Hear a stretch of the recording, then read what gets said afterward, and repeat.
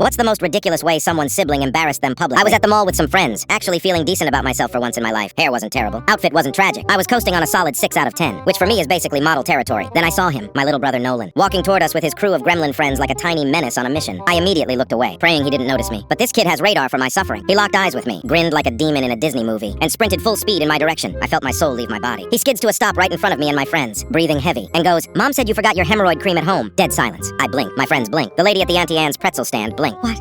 I whispered, hoping I misheard. He doubled down. "Yeah, she's really worried about you. She said it's been getting worse." My friends lost it, fully collapsed. One of them was on the floor. Another guy was crying actual tears. I grabbed Nolan by his scrawny little arm and dragged him away like I was escorting a criminal. "Why would you say that?" I hissed. He smiled. Not a normal smile. A villain smile. Revenge for telling Mom I failed my math test. I stared at it. "That was 3 weeks ago." He shrugged. "I don't forget. This kid holds grudges like he's running a crime syndicate." I thought he'd moved on. Apparently, he'd just been waiting for the perfect moment to destroy me. For 2 weeks straight, my friends wouldn't let it go. Every time we hung out, someone would ask if I needed a special cushion, or if I was feeling okay, or if I wanted to sit down. I was fuming, so I waited. I planned. I became patient like a sniper. A few weeks later, Nolan's school had this big assembly. My mom couldn't go because of work, so she asked me to film it since he was getting an award for perfect attendance. I showed up, front row, phone ready. When they called his name, I stood up and screamed at the top of my lungs, "That's my baby brother. I'm so proud." He finally stopped wetting the bed. The auditorium went silent. Then it erupted. Kids were screaming. Teachers were biting their lips, trying not to laugh. Nolan's face turned the color of a fire extinguisher. He grabbed his award and ran off stage like he was fleeing a crime scene. His friends clowned him for months. Every lunch period, every group chat, every time they saw him in the hallway. And every time he tried to bring up the hemorrhoid thing, I'd just lean in close and whisper, "Bedwetter." He'd shut up immediately.